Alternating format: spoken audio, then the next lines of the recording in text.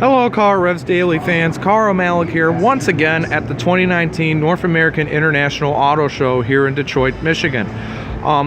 This is part 2 of our 2-part video series on GAC motor, or Trump Chi, or GAC motors, depending on who you talk to or what badge you look at. In part 1 of our video series, we took a look at the GAC press kit. For a recap, GAC requires that you give a business identification or some other form of identification before you get one. They're the only automotive maker here that requires this. And as we discovered, it is a fundamentally terrible value considering what you do get versus what you have to give. We are here at the official GAC motor booth, and we are going to go ahead and do a brief walk around on this model. You might remember this model as being in the featured image we used to introduce part 1 to you, and this is the GAC GE3. The GE3 is an electrified model that is being offered by GAC or Trump Chi. As we mentioned in our prior video, a lot of these models have a split personality, and this one has Trump Chi badging along the lower rear passenger door trim. That aside, we can't really fault some of the basic styling elements that we are seeing here with the GE3. While a lot of the styling is a big cliche considering the bulk of the segment that it's trying to compete with, we do like some of the elements here. We like the aggressive taillights.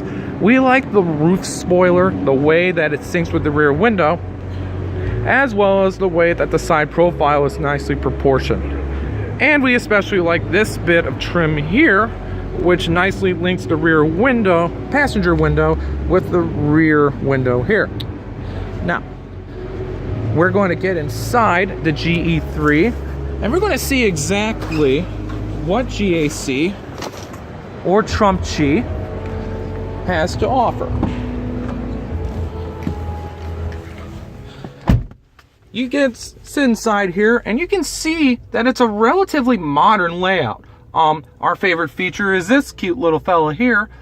This little fella is in the upper screen, and he's part of a group of emoticons that access various menus. As you can see here, he's jamming out to whatever song is playing on the radio here, and you get a nice little soundbar background here too. Now, the infotainment system here is a swipe-based unit, as you can see, and while some of the home font text is in Chinese, you do get occasional English text, like in the radio, and then here where it's mainly Chinese text.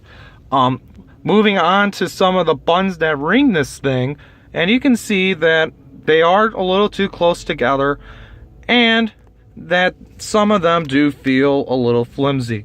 But we do like the way that these buttons match with each other, and they do have a substantial feel versus the knobs.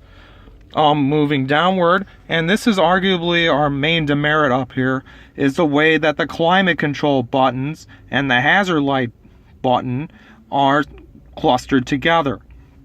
GAC is very keen on rejecting conventionality, and apparently thinks that it's too conventional to put the hazard light switch away from all the other climate controls. We do believe that the hazard light controls should be isolated just so drivers can easily find it, and that it doesn't blend into the buttons like we see here. Now, on the other hand, the rotary switch for the transmission, we do like this. You do get a cheap plastic coating here versus some of the metal look that we see in other rotary equipped models, but we do like this little pointer. It makes up for the fact that you don't really have these light up here, and it also serves as a handy way of knowing which gear you're in. Moving on to some of the other bits here, you do get push button start. You do get a very nicely styled steering wheel here with steering wheel redundant controls. And you also get the Trump Chi stereo system.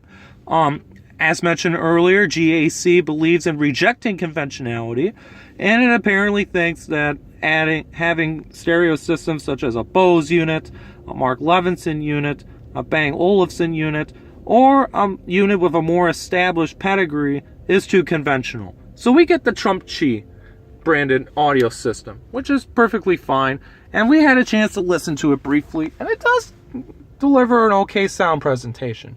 Not great, but okay. You also get these gold, brownish, we still don't know exactly what kind of shade this is, and the accent stitching for the floor mats, the dash you see here, as well as the seats. And before we go to the back, you can see that this little emoticon has now switched to another mode. We assume this is an EV a mode of some kind that focuses with MP3. We assume that each emoticon denotes a different menu item. And as you can see before we get out of the GE3, that you do get a full digital instrumentation here. No analog gauges, and you can see various bits of vehicle data here. We're going to go into the back, and we're going to see just how much room passengers get here in the back. All right, we are here in the back seat, and the headroom is actually not that bad. I have enough headroom. I'm not touching the ceiling in any way. You do get more of this accent stitching here. But the one thing that we don't like is the tight legroom here. Legroom is very, very tight. Even with the seat back into a comfortable driving position. We assume that's part of it is due to the vehicle size, but more importantly, it's because of packaging. But we do like the rear vents here. They are ambitiously titled Air Clean, though we are curious to see if they can indeed live up to that title or not. In the back seat, you do get two separate storage pouches, as well as a big pouch. So the small storage pouches could be used to store smaller items, such as mobile phones, maybe a small book, and then the bigger pouch to cover more bigger items. Now, as we open the rear of the GE3,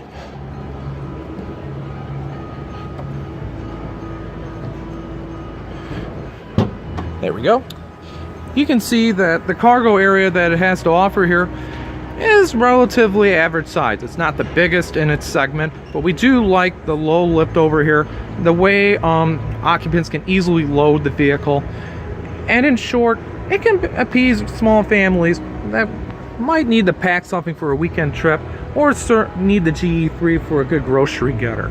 The rear seats can be folded down if needed for more cargo room, though we suspect that in this case, the amount of space that you would get is probably not going to be very substantial due to the vehicle's size. And before we close the trunk lid here, you can see that this model gets a rear view backup camera, and that's a very big plus in the United States, with the rear view backup camera being a mandatory item on many new cars here in the United States. So at the end of the day, is GAC Motor indeed ready to break through into the US segment? In some ways, yes, but in other ways, no. There's still a lot of work that GAC needs to do in terms of Americanizing these things and preparing them to comply with US safety standards. But based on some of the small features and some of the minor ways that GAC is trying to make these vehicles distinct, we can see vehicles like the GE3 as well as the GA4 and the GS8 adopting a niche following, much in the way that Mazda, Saab, and even Mitsubishi have. So we could see them potentially as a niche disruptor that can build up that kind of following. This is Carl Malik. I hope you have enjoyed this two-part video series, and stay tuned for more coverage from our final day of coverage here at the 2019 North American International Auto Show.